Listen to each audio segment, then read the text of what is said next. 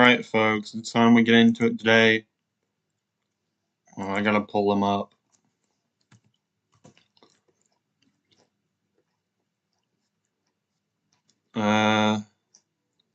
Also in the news, the guy's been caught, so.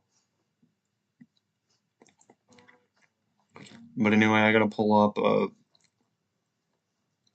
Cattrainboy. Or Cattrainboy.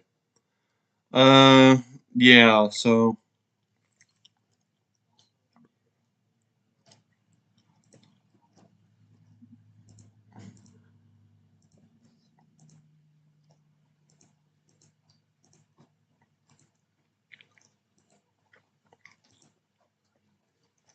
So yeah, this is Cattrainboy. Wannabe voice actor, loves trains, anime, movies, cooking, and metaphors, cartoon horses. Home of Rapid Reviews. He's been on since 2010, of February 7th. And, yeah, he has a following, and, he's kind of big, I should say. But let's check out his, Rapid Reviews episode 3.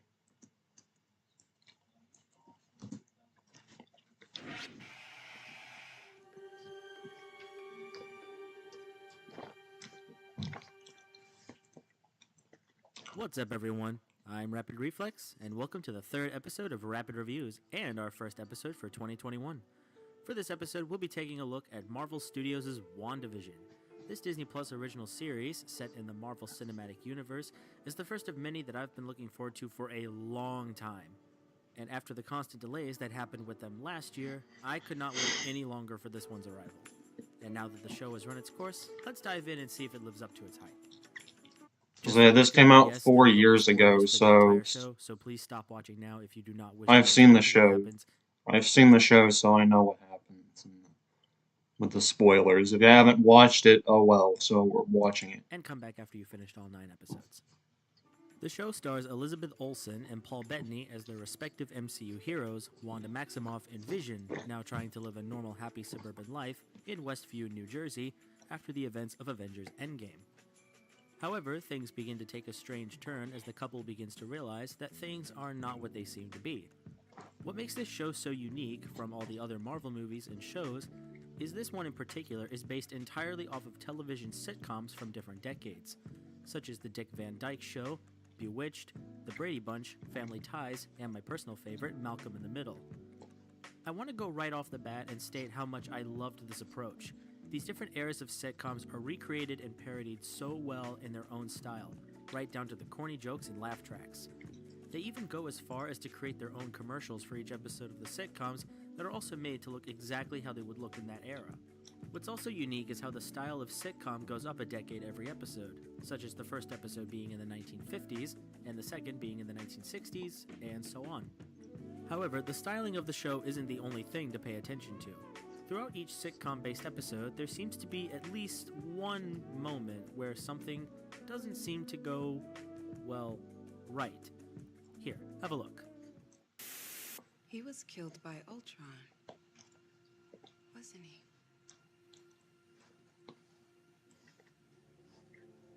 What did you say? What did you say? Just now. This is where we got introduced to the other aspect of the show. This part of the show takes on the style of a more traditional Marvel movie that you'd normally watch in the theaters. Here, we meet Teyonah Parris as Monica Rambeau, an agent of the military organization SWORD, who has been sent to investigate strange incidents surrounding the town of Westview. Along with her is FBI agent Jimmy Woo from Ant-Man and the Wasp, played by Randall Park, and Darcy Lewis from the first 2 Thor movies, played by Kat Dennings. In this half of the show, we are shown the trio's efforts to discover what is happening and why the people of Westview suddenly went missing. Though it isn't long before they discover that Wanda is the one behind the entire sitcom illusion. When it comes to seeing these 3 together, I found them to be pretty funny. I already loved Jimmy in Ant-Man, and Darcy was very funny in this show. Putting all 3 of these characters together in this show just made a great deal for its own sideshow. It was also really cool to see how slowly this aspect of the show was brought into light, with it starting by only having small nods in episodes 1 and 2, and then it being fully revealed at the end of episode 3. By around episode 5, it then shifts to things simply going back and forth between the sitcom world and the real world, which gave it a pretty good balance. There are also a couple of other characters that I'd want to give a nod to before going on. The first one is Agent Hayward, played by Josh Stamberg, the lead agent of S.W.O.R.D. who wants to use Vision's body and turn it into a weapon for the military. It became clear over time that he was definitely a villain character of the show, and I really liked his portrayal. Then there's Billy and Tommy Maximoff, Wanda and Vision's twin boys, played by Julian Hilliard and Jack Klein. These two characters definitely add a great aspect to the show, and I think they did a really good job as the twins. It also leaves me wondering what will become of them after the mid-credit scene in the last episode. And lastly, we have the queen herself, nosy neighbor Agnes, aka Agatha Harkness, played by Catherine Hahn. I loved this character. She really is what ended up tying the whole show together, and it was fantastic. As well as her plot twist was something I was very excited to see. I'm honestly really hoping that we get to see her more in later movies. Now let's talk about some other things that I really loved with WandaVision. I've already talked about the sitcoms and the outside reality that was happening within the show, so there won't be too much to talk about here. But I'll mention these nonetheless. First off, Quicksilver. Specifically, Quicksilver being played by Evan Peters.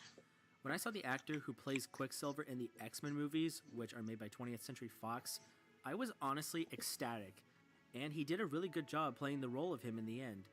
Although the last episode did disappoint me in the end with his character, but I blame that on my part, not Marvel. The biggest aspect of this show, however, is what it does with Wanda's character. I absolutely loved what this show did with her. It basically revealed who she really was and what she was meant to do, as revealed by Agatha in the 8th episode of the show. Also, the flashbacks. The big flashback episode had me intrigued the whole time, as we finally got to see Wanda's past and reveal that she's had her powers ever since she was born. It was also amazing and rather scary to see what she is truly able to do with her power, as it's revealed that she was able to change reality to fit her own will, hence creating the sitcom world, which was also based off the real shows that she watched when she was young. I also really can't wait to see where they go with Wanda's character after this show in future movies, especially one in particular. In the end, Wanda grows to accept who she is and begins to study the chaos magic that lives inside her. She refuses to let people like Agatha tell her what she needs to do, and I absolutely love that. So, in conclusion, I found WandaVision to be absolutely fantastic. I cannot stress enough how excited I was every week waiting for a new episode to come out. And the same feeling is still happening with other Marvel shows too, such as the current running show The Falcon and the Winter Soldier, which I plan to do a review on as well. But WandaVision was truly something unique. I would be very surprised if Marvel ever decided to do something like this again, and I would be all for it. Also, with this being Marvel's first project released after Spider-Man Far From Home, I'm very happy to finally welcome them back after so long. Well, that about wraps up today's review. Thanks for checking out today's episode of Rapid Reviews. I'm Rapid Reflex, and I'll see you all next time. What a good video. Also, if there's one thing that this show taught me, it's to please stop believing fan theories. Okay then. Hey everyone, thanks for watching. Did you like this video? If so, be sure to hit that like button to show support. It looks like he also has a Twitter Feel free to have a account, look at an any of my X other account. videos, both old and new. And if you haven't already, be sure to subscribe and hit the bell icon so you're notified every time I upload a brand new video. Also, don't forget to follow me on Twitter so you can stay up to date with my channel and for sneak peeks of what's coming. Once again, thanks for checking out today's video, and I'll see you next time. So yeah, that's Cattrainboy05. That's it for this one. Thank you all for watching, and again, shout out to DXFan #1, the Silver Bell Show, and Ultimate Tourism Vlogs, or LTM Vlogs. And stay tuned for tomorrow, as we will be doing a live coverage of Tennessee versus Georgia. So stay tuned for that. tomorrow. And that's it for this one, folks. Thank you all for watching. And the next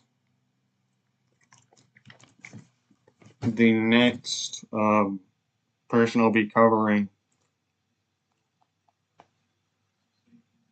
will be